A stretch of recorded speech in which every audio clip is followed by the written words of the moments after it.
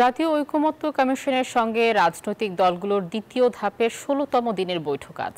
কমিশনের সহসভাপতি আলী রিয়াজের সভাপতিত্বে সকাল 10:30টায় রাজধানীর ফরেন সার্ভিস একাডেমিতে এই বৈঠক শুরু হবে। রোববারের বৈঠকে প্রধানমন্ত্রীর একাধিক পদে থাকার বিধান বা একই ব্যক্তি একসঙ্গে প্রধানমন্ত্রী, দলীয় প্রধান ও সংসদ নেতা হতে পারবেন না, এ প্রস্তাবে রাজনৈতিক দলগুলোর মধ্যে মতৈক্য হয়নি।